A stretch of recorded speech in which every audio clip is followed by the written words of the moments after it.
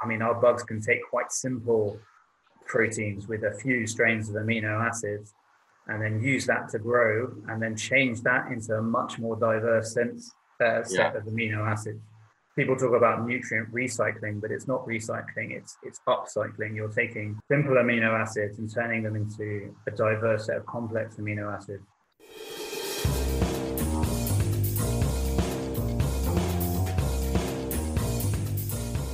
Hey everybody, Ian and Todd here. Welcome to the Fine Food and Healthy Living Asia podcast. If this is your first time listening, then thanks for coming. The Fine Food and Healthy Living Asia podcast is produced every week for your enjoyment, and show notes are found on our Facebook page.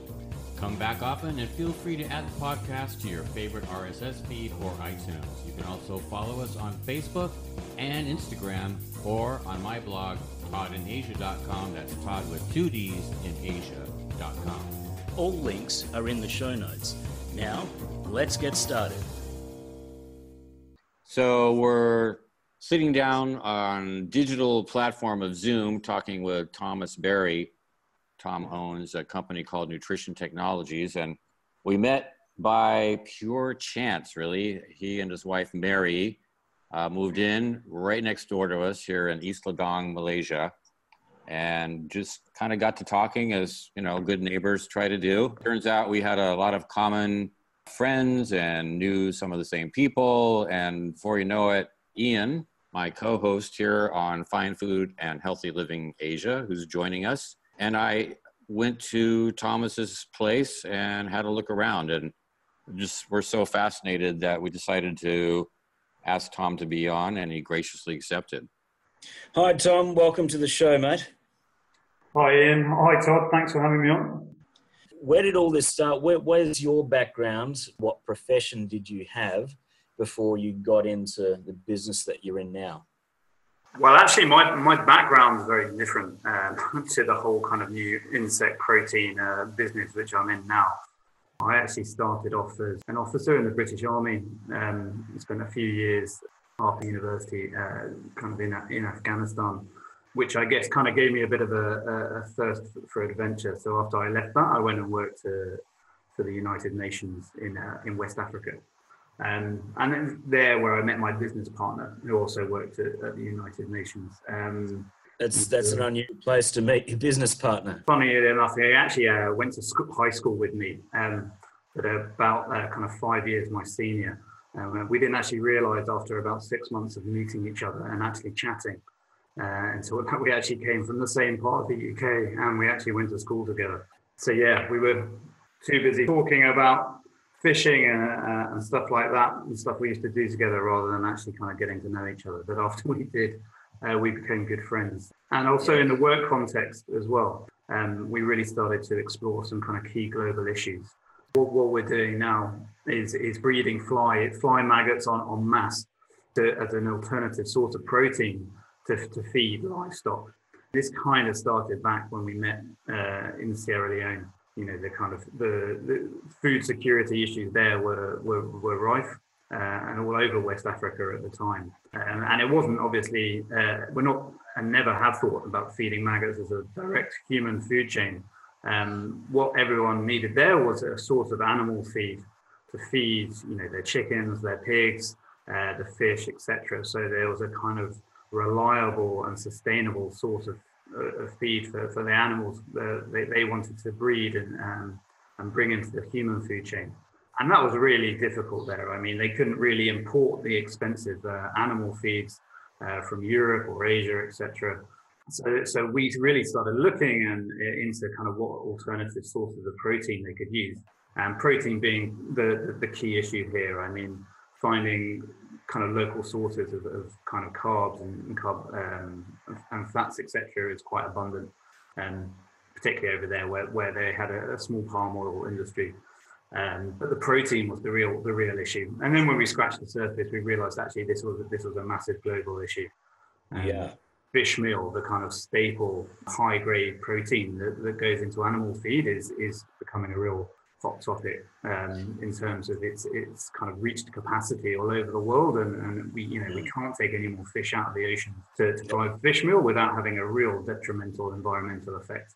Fish meal often is the result from what they call bycatch when they're fishing the ocean with those massive trawlers. The fish that aren't so valuable to the market for human consumption will often be then sent to shore, processed into like a fish meal, which can act as a binder for pellets, for animal pellets.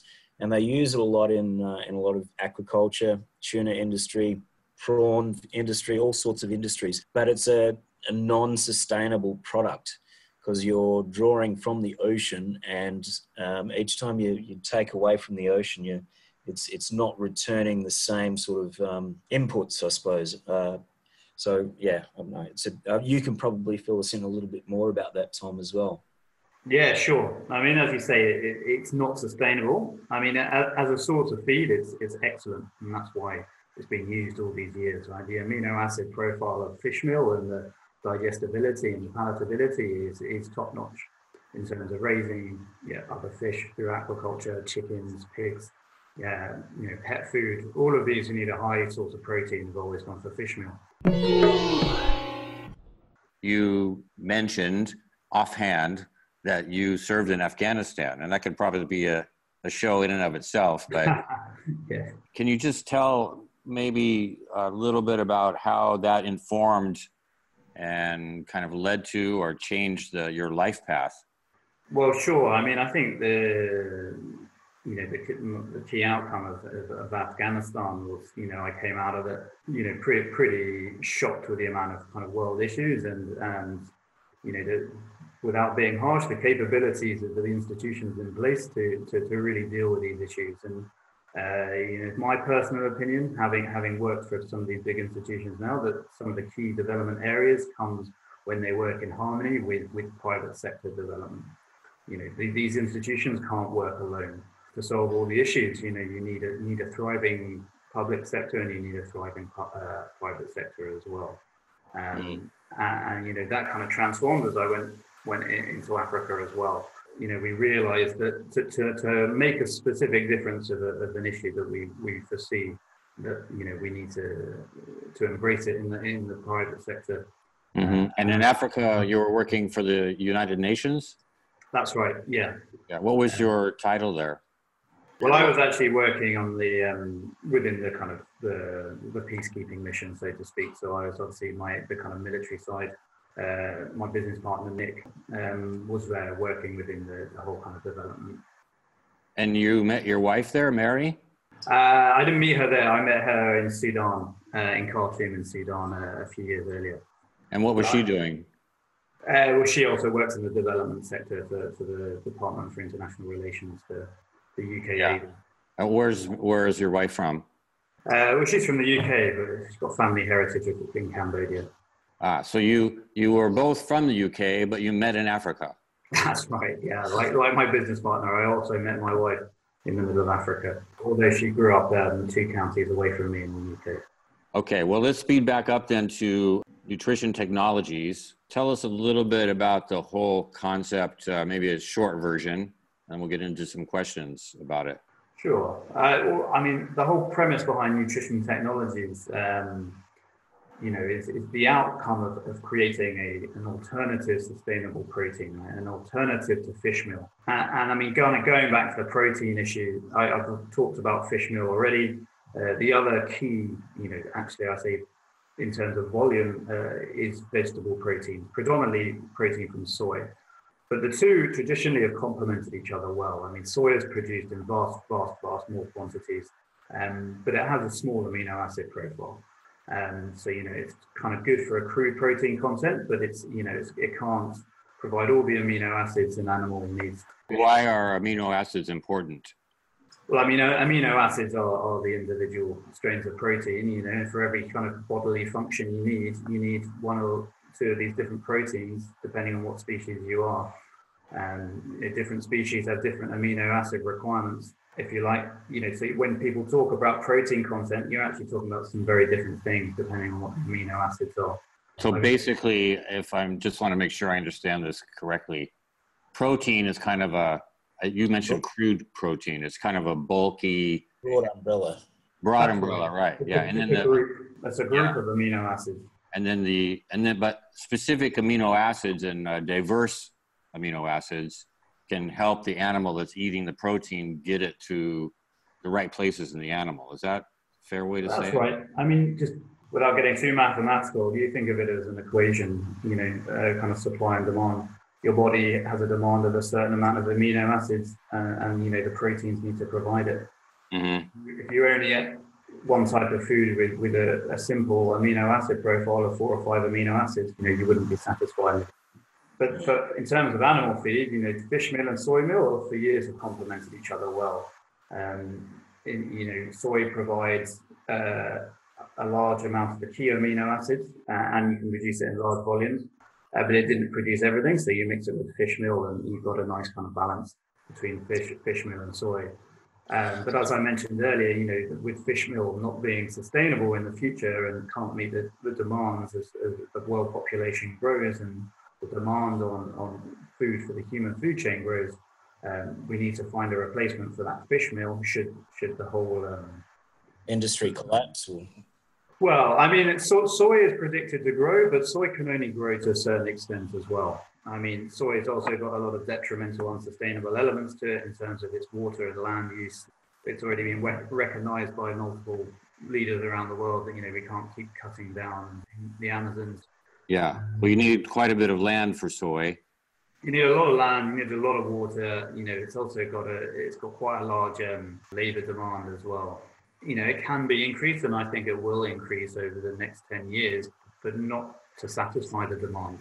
And that's the fundamental issue. The combination of the soy not being able to increase beyond a certain point, and fish meal pretty much already at capacity has driven this quest. So what are you and Nick and your company doing to get around this depletion of soy resources, or perhaps depletion of that, and definite depletion of fish meal from the massive overfishing being done? How are you getting around this? Well, so what we do is we take insects, a tropical insect, namely called the black soldier fly, which is a natural recycler. It's quite an amazing creature. It's got quite a short lifespan of 30 days. Spends majority of its life as a larva, as a maggot, in which it eats as much as it can. And then as adults, it doesn't have any mouth parts, right? So it doesn't drink or feed. It was designed like that so it could recycle waste nutrients on the soil, fly to a new place, and then restart a new colony just for a maggot that recycled food waste and turned food waste into a kind of fertilizer for plants. Amazing. That's its part in the ecosystem.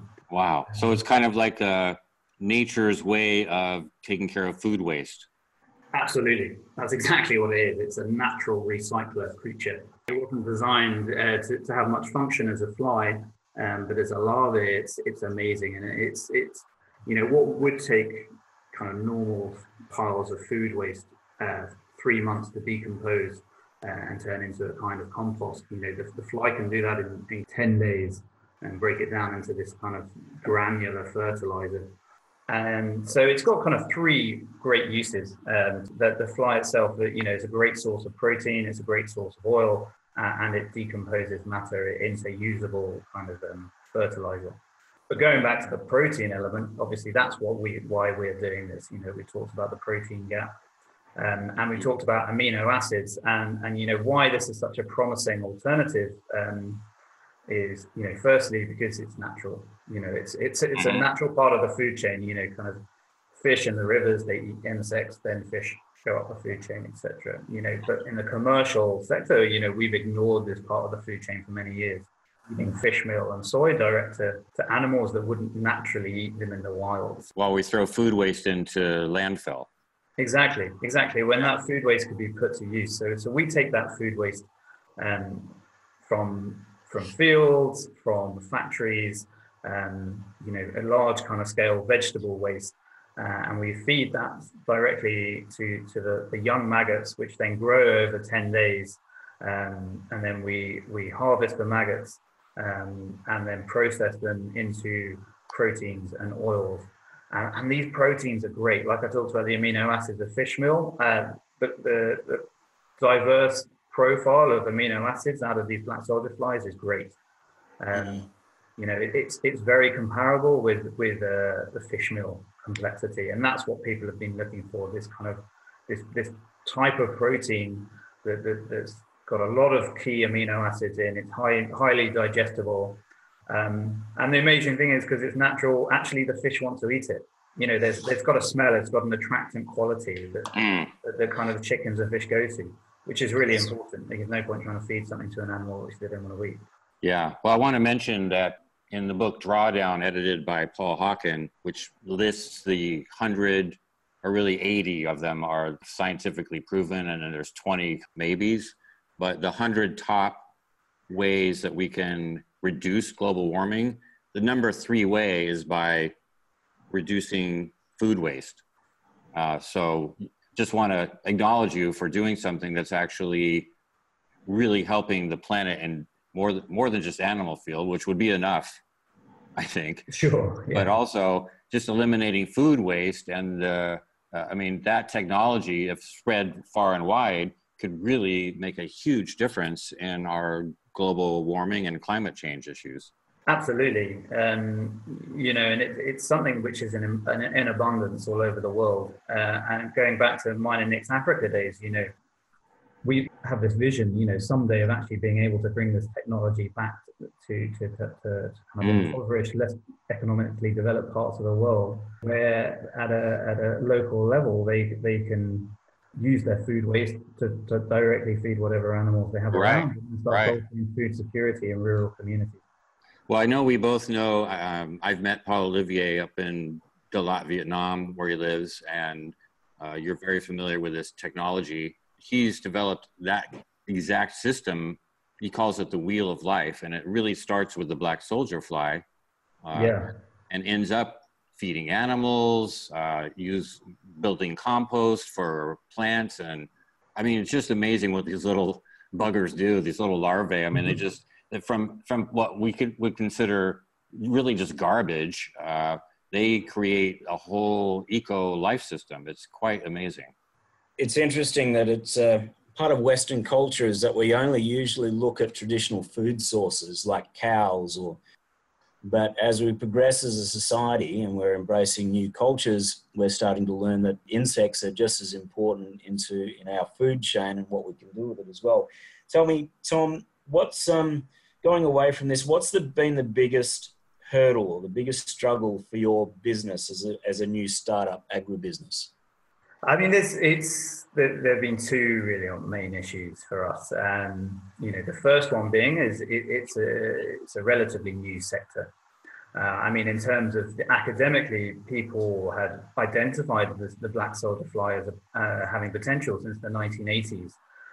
But because, there was very little commercial need for it, whilst fish meal and soy remained in abundance, it was never really explored until maybe the kind of late 2000s, around 2008, 2009. And even then, that was just a few key universities around the world. So, one key thing we struggle with, is the lack of knowledge area in terms of technology. There's very little to fall back on in terms of experience, particularly, trained, skilled staff in that kind of entomology field is very, very few in the world. So we've had to do everything from scratch.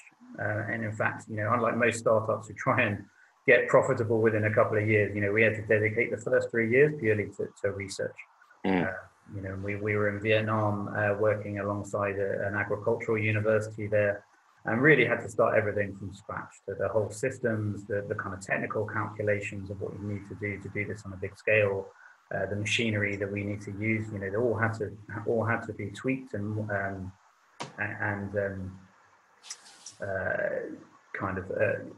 made bespoke to our needs, etc., which took a long time. It's the kind of lack of knowledge area in this space. It really kind of made us have to start from scratch in many ways. And the second big problem, which is slightly linked to that as well, is around regulation. Not only is it been a bit of a kind of challenge to educate people about the role of insects in the natural food chain, but then actually trying to persuade kind of governments and laws, etc., to allow you to do this has always been quite difficult. because they're a slight kind of slower beast in decision making, so to speak. So in Vietnam, we faced a bit of a struggle about being able to commercialize our business in terms of getting the right licenses to be able to do it.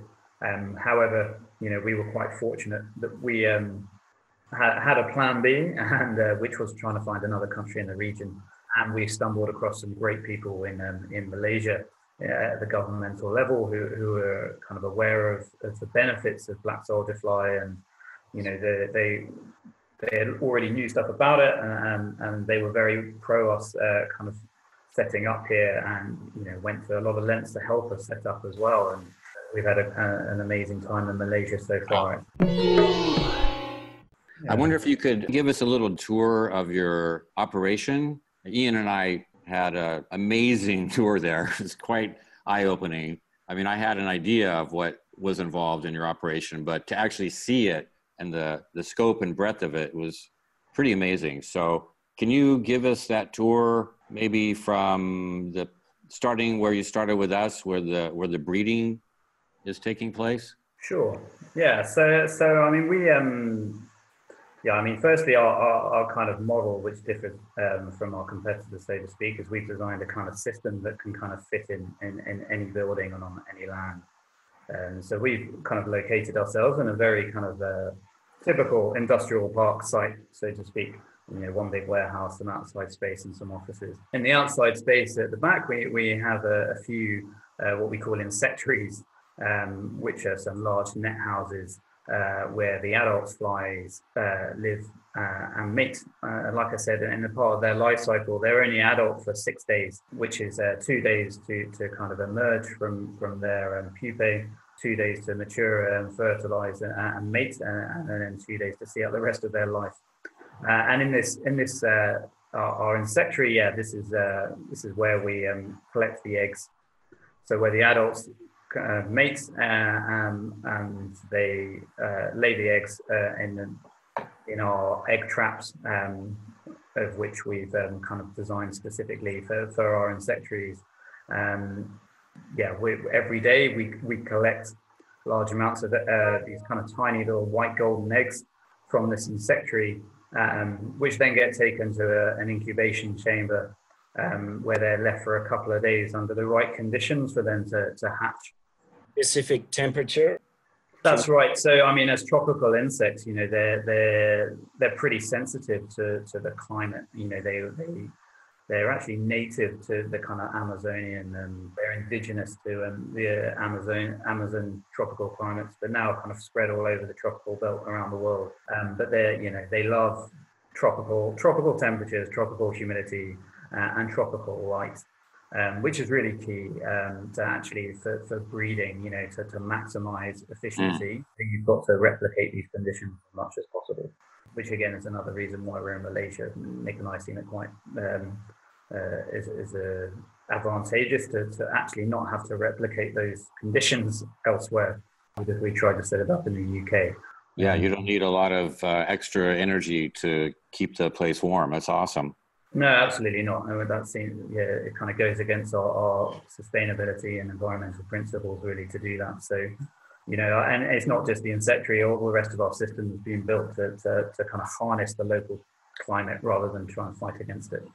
Like I say, we bring these eggs into this incubation chamber. I mean, as much as what we're doing is trying just to stabilize the outside climate and protect it from fluctuations rather than replicate it. But these eggs come into the incubation chamber where they're carefully controlled so that they're most vulnerable at this stage. And then they're moved into what we call the neonate chamber, which is the neonates are barely visible to the naked eye.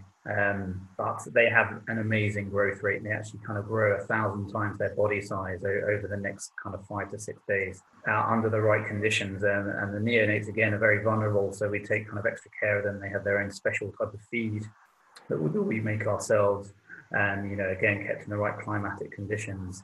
And at this point, I'll mention that this is all done in these sort of, what's the size? Kind of like a tray.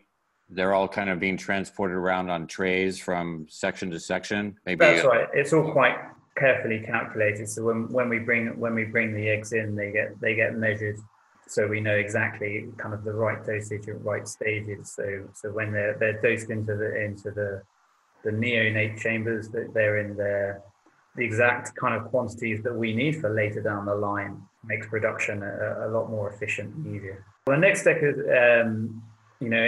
whilst this has been going on, if you like, we've also been collecting the kind of food waste, if you like, from around the local area.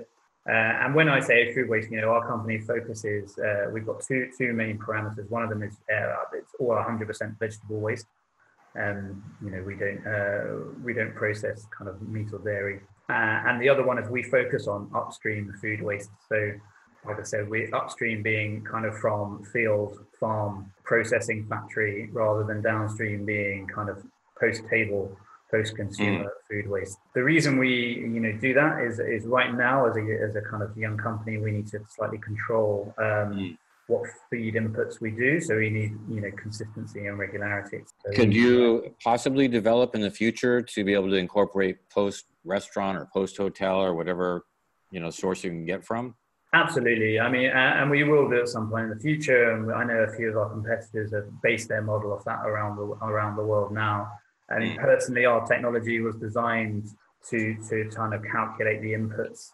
So right now we like to, like I said, know exactly what we're putting into the feed. Whereas the downside to that post-hotel waste, you're getting different nutrients every day. You don't quite know what's been on the menu, so to speak.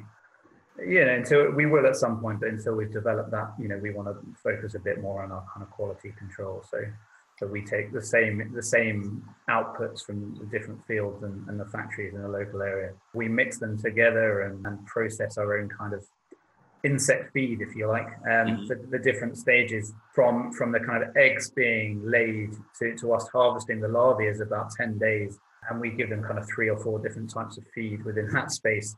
Like any animal, you need a different food when you're a baby to when you're a young child and then an adult. It's the same with insects. It's the same creatures. They need a balanced diet of protein, carbs, and fats, and they need different ones at the different stages of growth. They sound like they're better looked after than I am.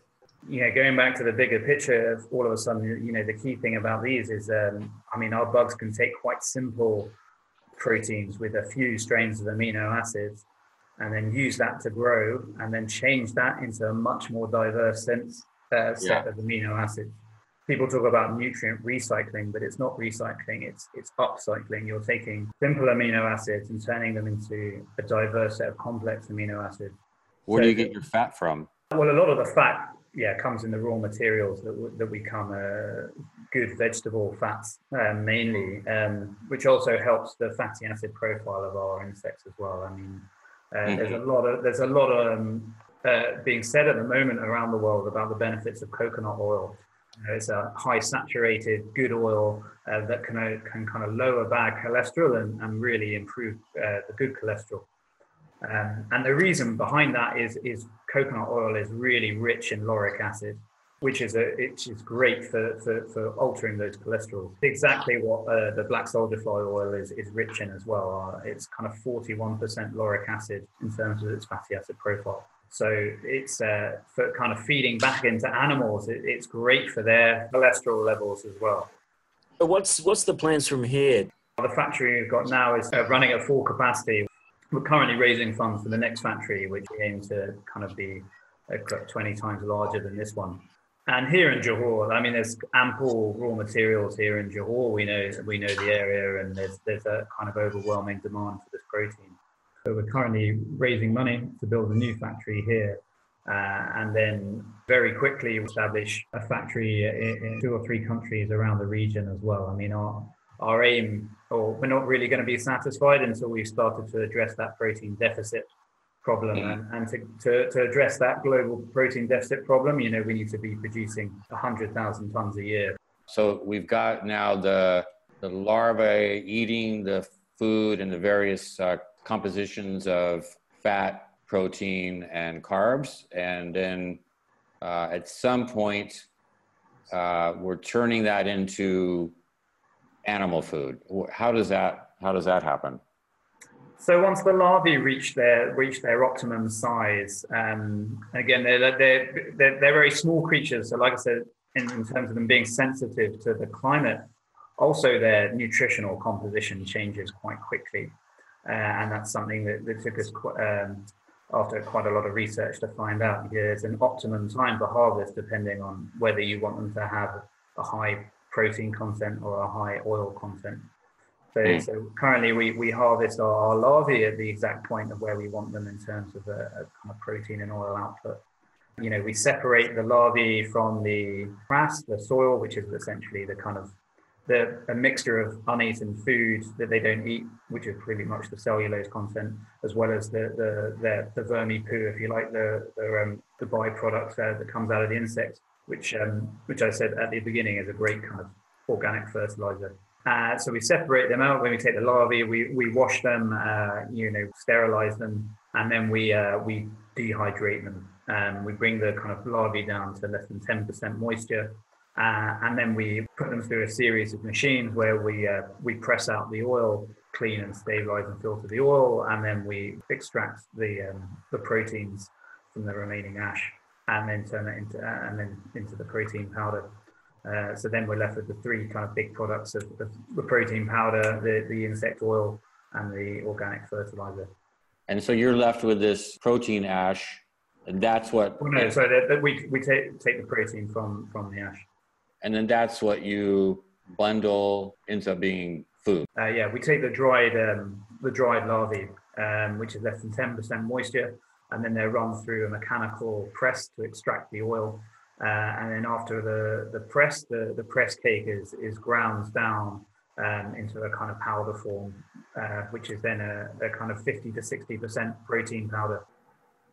And then at some point they become pelletized? No, we don't pelletize it. We just sell it directly as a powder to feed manufacturers, who would then take our powder, mix it again with kind of carbohydrates also in powder form. Mm-hmm.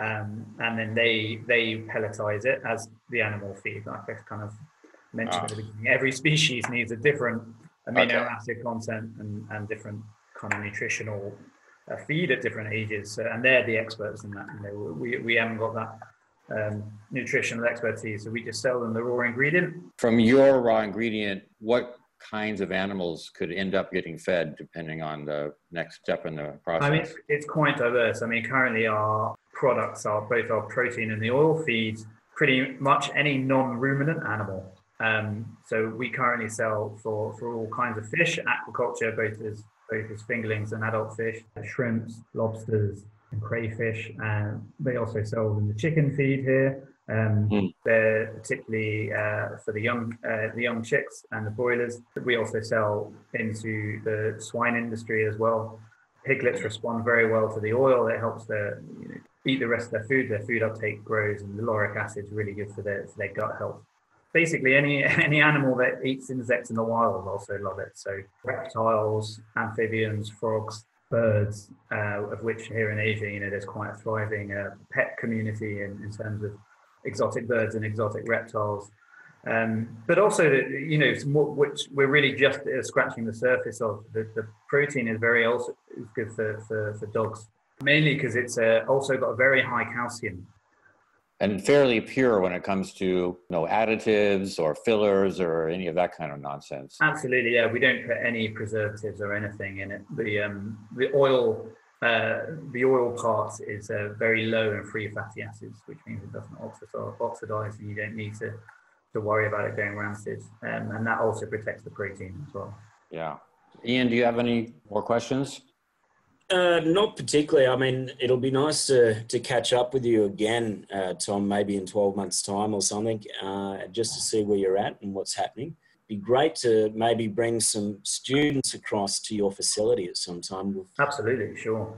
Now I'm working as the executive coordinator for Raffles American School in Johor. So our students are always looking for new opportunities, and it'd be a great way to educate them in terms of sustainability and new technology, because a lot of people don't understand a lot of this tech, and it's a fascinating process. So, Tom, my hat is going off to you.